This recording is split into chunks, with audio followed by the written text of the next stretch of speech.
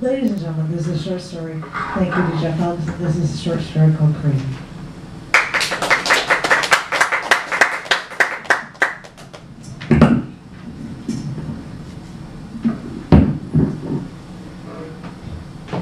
This dialogue is transcribed from repeated visits with a patient in the Aaronsville Correctional Center in West Virginia. Madeline, a 36-year-old woman, was sentenced to life imprisonment after the brutal slaying of her boyfriend during sexual intercourse.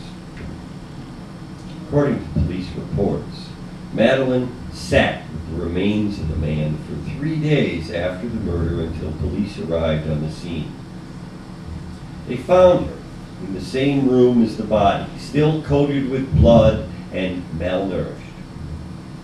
3 doctors studied her behavior for a total period of 8 months. And the unanimous conclusion they reached was that Madeline was not of sound mind when she committed the act, which involved an ice pick, an oak board from the back of a chair, and eventually a chef's knife. Furthermore, she continued to show signs of both paranoia and delusions of grandeur long after the murder, swaying back and forth between the two, much like manic depression. For 3.5 years, Madeline has stayed at the Aaronsville Correctional Center, and she has shown no signs of behavioral improvement. She stays in a room by herself, usually playing solitaire on her bed. She talks to herself regularly and out loud, usually in a slight southern accent, although not in a very loud voice, according to surveillance videotape. Her family abandoned her after the murder. Occasionally, she requests newspapers to read, but she's usually denied them. She never received visitors until the sessions with myself.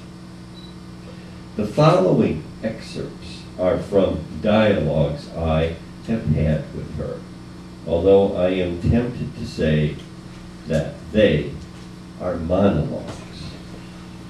She wasn't very interested in speaking with me. Rather, she was more interested in opening herself up to someone for the first time in years. Someone who was willing to listen. At times, I began to feel like a surrogate parent. I try not to think of what will happen when our sessions end. And for the record, Madeline is not her real name.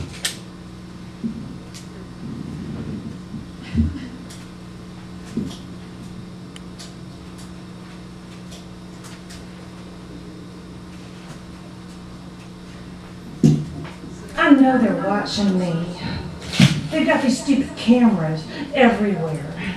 See, there's one behind the vent there. Hide there. And they probably got some behind the mirror where that window used to be. And you know, they probably actually have some behind where the windows used to be, but they also probably had some behind where the mirrors used to be as well. It wouldn't be so bad, I guess. I mean, there's not much for me to do sitting here anyway. But they watch me when I dress, too. I mean, watching me when I'm naked. What is that supposed to do to a person? Now, I don't know what they're watching for anyway. It's not like I can do anything in here. I eat everything with a spoon. I ain't never been violent. And all I ever do over here is sit over here in this bed and play solitaire. Solitaire's really actually very relaxing, you know, and I think it keeps your brain alive too. And most people think that you can't win at solitaire, like the chances of winning are like 2% or something, but the thing is, you can win like half of the time. And I think that's a key, too, knowing that you can win half the time. I mean, the last 4 rounds I played, I actually won 2 of the rounds. Now, like, I don't say that go praise me or anything because I won 2 rounds of solitaire, but it makes a point that as long as you know what you're doing and you actually think about it, your chances are that you will win. And the odds are better. I think people just forget to watch the cards. Half the time, the reason why you lose is because you've got something so obvious. It's like you're looking for a card through the deck, and the whole time it's just sitting there in another pile just waiting to be moved over. And the whole time you just forget to move it. People just forget to pay attention. They gotta pay attention. You know, I'd like to see the news. I hate TV, but I'd like to see what other acts other people are doing. Anything like mine? Has anyone else lost it like me? You know, I bet my story wasn't even on the news for like more than 30 seconds. And I bet the news person had this tone to their voice that was just like, oh, that poor crazy thing. Like, that's what you get when you lose it, I guess. But I want to see what's happening in the real world. I just want to see what, you know, the weather is like, even though I ain't never seen the sun in like a year or 2. Or to hear sports scores. They won't let me have a TV in this room. I think they think I'm gonna like hotwire or something, like I'm gonna try to electrocute the whole building with a stupid television set. They let me have a lamp in here though, like I can't do anything with that, but no TV. They won't even let me have a newspaper. I mean, what is a person gonna do with a newspaper? Like, set it on fire or something? I mean, if I had matches or something, but it's like this. I ain't never been violent to nobody in all the time I've been here, and I haven't laid a hand onto a guard, even though they have tried so many times to lay a hand on me, and I haven't caused one single problem in this whole damn place, and what do I get? I don't even get a TV or a newspaper. You know, I don't really have an accent. You see, don't I sound a little different now with my regular voice? I picked it up, that southern voice, when I decided to start sounding crazy. You see, I'm not really crazy. I just know what kind of shit they do to you when you're in prison. I think it's bad enough in here. I would have had the shit kicked out of me. I'd have been sodomized before I knew it if I was in prison. I think this voice makes me sound a little more strange. I'm actually from New York. I moved a lot. I spent a lot of time actually in my early years in Ohio. But if just changing my voice a little will help me from going to prison, well, I can do that. Here it's kind of nice. I don't have to deal with people that often, and all the crazy people around here think I'm some sort of tough bitch because I mutilated some guy who was raping me. Oh, you didn't hear that part, did you? You know, those damn lawyers thought it was, since I wasn't a virgin, I must have been wanting him all the time. And he wasn't even my boyfriend, he was just some guy that I knew. We went out every couple of weeks, and I never even slept with him before. What a fucked up place. You see, I gotta think of it this way.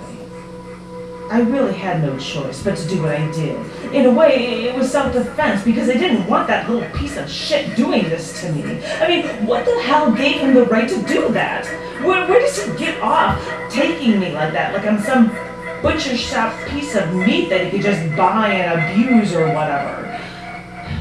Well, anyway, I know it's all self-defense and all, but at the same time, I know I flipped, but it's because of, well, shit that happened to me in my past. And yeah, I know, I didn't come from any rich family like you did, and I never even came from a family with a dad. But when you go through all of these boyfriends of your mom coming in and hitting you or touching you or whatever, you know it's going to mess you up. Yeah, I know people try to use the "my parents beat me" line, and it's getting to the point where no one really believes it anymore. But if some person goes through all of their life suppressing something that they shouldn't have to suppress, then one day it's just going to come up and hit them. It's going to punch them in the face. It's going to make them go crazy, even if it's just for a little while. Hey, I won. Society's kind of weird.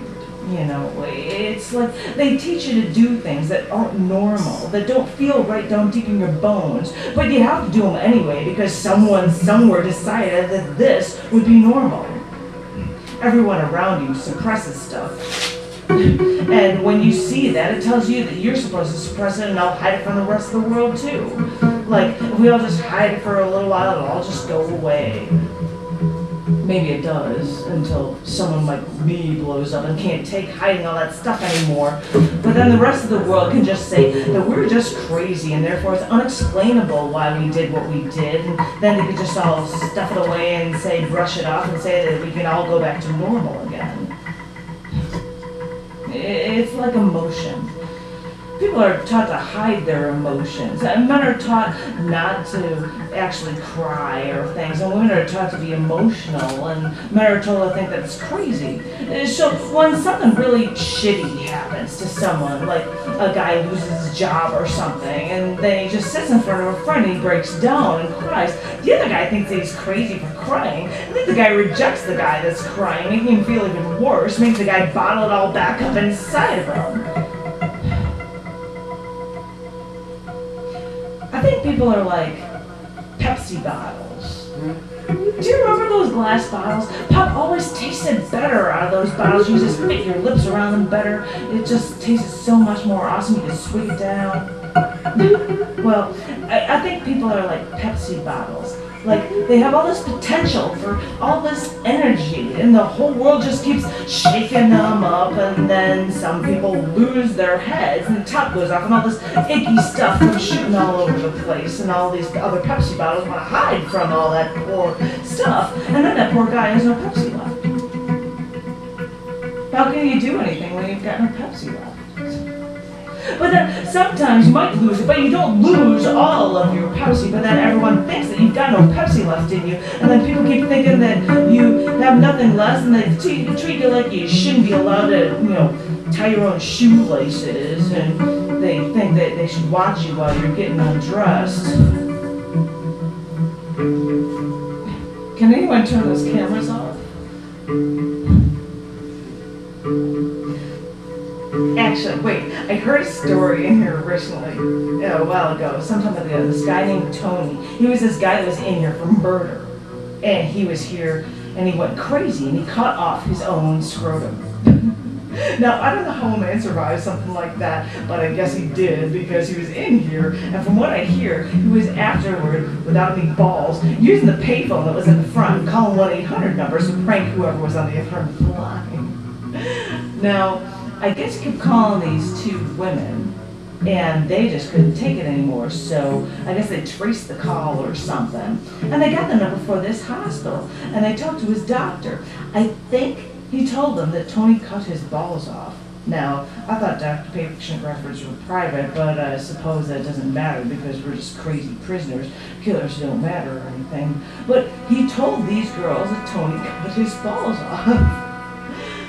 So, anyway, after a while, this guy, Tony, calls them back. He starts talking dirty to them, not knowing that they knew he was a murderer with no balls. And they just laughed and made fun of him and told him that they knew, and he just hung up in the phone and he never actually called them back.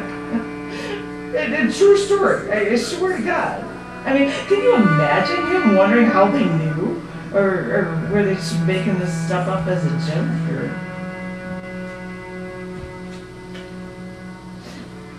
Did you know that I write? I figured that if they don't let me read anything, maybe I could just put things down on paper and read to myself, I guess. Well, I try to write poetry, but it just doesn't come out right. I've been trying to write about the things that I've gone through. You know what I'm talking about. Well, I just figured that if other people can be in prison and have bestsellers that make a ton of money, then maybe I could. I mean, my story's better than half the stuff that's out there, and I know that there are a lot of women who have the same part of them, have this tiny little part of them that want to do exactly what I did. I think all women feel it, but most of them are taught to suppress it, to keep it all bottled up like that.